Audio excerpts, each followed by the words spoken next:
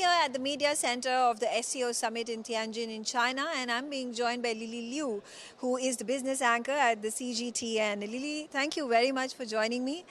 And it's great to have a conversation with you, particularly with regards to what are going to be the key expectations of the SEO Summit that concludes tomorrow evening. As we all know, that the SEO Summit in Tianjin is expected to be one of the biggest events of the platform in years. And tomorrow we are all looking for concrete outcomes from the major summit meetings. For instance, there will be the Tianjin Declaration, and then the SEO will lay out a 10-year development plan, which will send us the directions of high-quality development of nations being covered, whether it's member states or partner states. We're going to see a synergetic development for the next 10 years. And I think if we look at the path of the SEO from a modest beginning to now, the framework covers more than around 26 countries already. And looking at trade volumes, trade and economic cooperation amongst members and partner states have gone up significantly since the founding of the SEO. I think that's the most concrete outcome. So even for the next 10 years, we'll be looking at trade and economic cooperation going up to the next level probably. And let me just give you a few numbers, because I'm a business news anchor and I'm really sensitive with numbers. For instance, look at China's trade with SCO countries. Just look at the first 7 months of this year. That number has reached 2.11 trillion, which is about 588 billion US dollars. That's only for the first 7 months of the year, and that's gone up by 3% already from the same time last year. I'm specifically talking about that period of time because that is the time when the world has gone through a lot of uncertainty in trade tariffs, geopolitical disputes as well, and even on that, amid that big background, we're still looking at trade growth among SEO members in China. So I think for the next 10 years, development and common prosperity will be the key for all SEO members.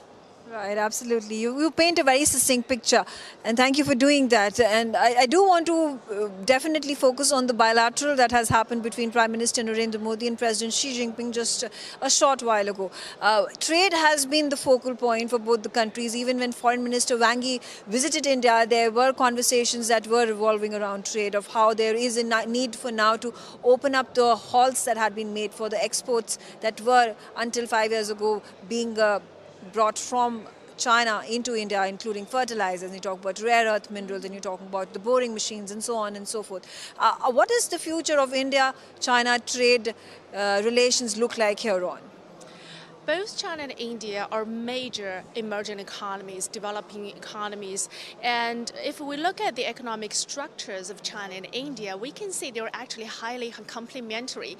Hence, cooperation between the two nations can be mutually beneficial. And that also rhymes with the Shanghai spirit, which focuses on mutual trust, mutual beneficial, non-interference. Just to name a few of the sectors that each country is strong in, for instance, we know India is really strong in IT, software, pharmaceuticals, and China is good in, let's say, renewable energies, electronics, infrastructure, etc., etc. And trade volumes between the two nations for the first 6 months of 2025 reached more than 74 billion US dollars. That is a very impressive number, and it's more than 10% increase from a year ago. So moving forward, we're hoping, I believe that the SEO framework can serve as a solid foundation for further growth and development of China-India economic growth, because we all know safety allows economies to grow, right? So within this framework, with the SEO as a framework, providing a secure environment for nations to do trade, I mean, safety makes businesses easier to do trade and investment. I believe that in the future we can forge synergetic development between the two economies. Right, and there has been a concern from the Indian side, especially when it comes to the balance of trade that is heavily tilted towards China. How do you think those corrections can be made in the future? And I said, if we look at economic structures, both countries' economic structures at the moment are highly complementary. So I think mutual cooperation, mutual beneficial is the key. So moving forward, we all are looking at to develop our own, for instance, high-tech economies. For instance, even with high-tech technology, like artificial intelligence. I mean, technologies like that do not really belong to one company, one country. It has to be a better good, a greater good that serves all people in the world. So I think if we deal with business, if we do business deals, and if we cooperate on the basis of dialogue and mutual beneficial, in the end, I think the trade will be balanced to its part, and then will be beneficial to both its peoples. Right, absolutely. And finally, I do want to understand from you, speaking about how many nations that are touched by the SCO Summit. 24 of them gathered over here. There are 10 international organizations that are also participating. What is the potential of trade amongst all these nations that are now finding a footing within the SCO Summit and becoming part of the SCO family?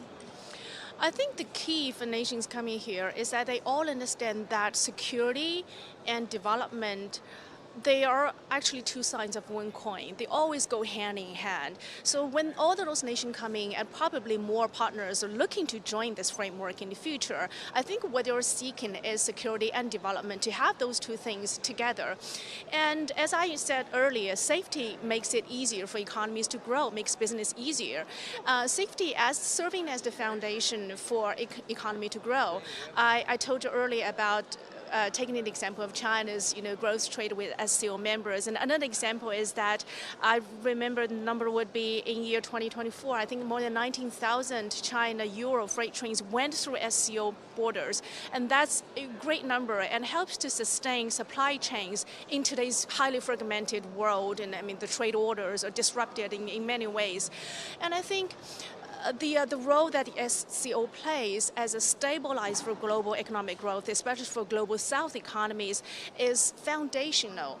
So I think with nations coming to join us on this summit, what they're looking for, the message they're looking for, would be a shared prosperity with security as the base. I think in a world today that we were faced with so much uncertainty in trade, geopolitical disruption, geopolitical tensions, disruptions in global trade orders, the SCO offers a different answer. I think it actually weaves into a new narrative that is true security is never based on isolation, it's based on connectivity. Thank you very much, Lili, for talking to us. And it's great to be in Tianjin, and I'm enjoying every bit of it. I hope you get a chance to tour around Tianjin. I mean, Tianjin, the city itself, is a perfect example of development, synergized development. If you look at its history, the city blends the old with new. I hope you get a chance to tour around it and have a great time. Thank you so much. For more such videos, subscribe to the Newsx YouTube channel, hit the bell icon.